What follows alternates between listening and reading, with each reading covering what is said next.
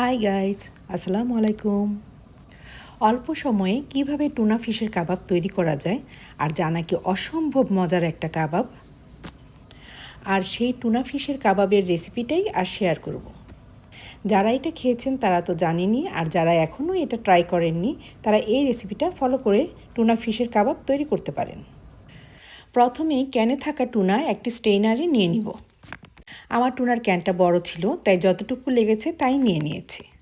আপনি এখানে ছোট 2টা টুনা ফিশের ক্যান ইউজ করতে পারেন। প্রতিটা ক্যানে প্রায় স্ট্যান্ডার্ড সাইজের 10টা করে কাবাব হয়ে থাকে। প্রথমে একটি মিক্সিং বোলে মিডিয়াম সাইজের 2টি আলু ম্যাশ করে নেব। ম্যাশ করা হয়ে গেলে তাতে দিয়ে দিব একে একে পেঁয়াজ কুচি, দিয়ে দিব আদা বাটা, রসুন বাটা, পুদিনা পাতা, ধনে পাতা এবং কাঁচামরিচ। দিয়ে দিব লাল মরিচের গুঁড়া, জিরা গুঁড়া, ধনে গুঁড়া, কালো গোলমরিচের গুঁড়া, চিলি ফ্লেক্স এবং গরম মশলা।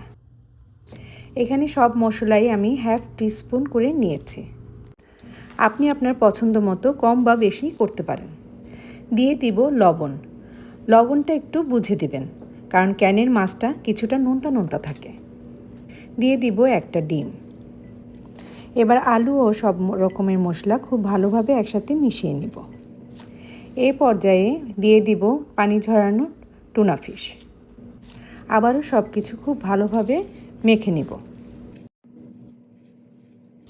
মাখানো হয়ে গেলে এ পর্যায়ে দিব লেবুর জুস।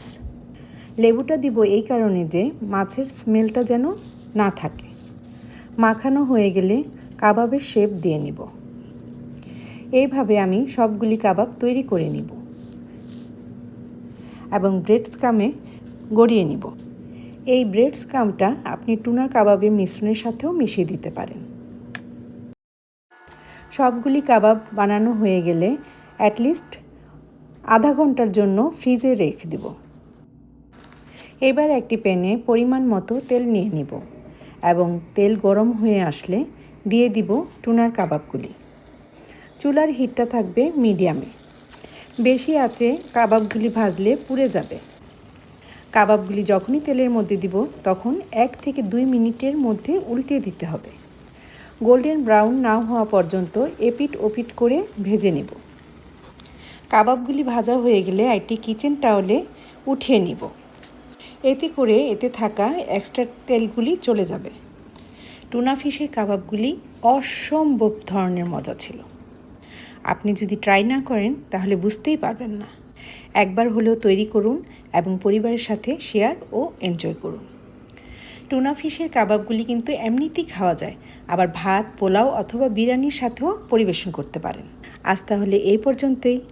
ভালো থাকুন, সুস্থ থাকুন। আল্লাহ হাফেজ।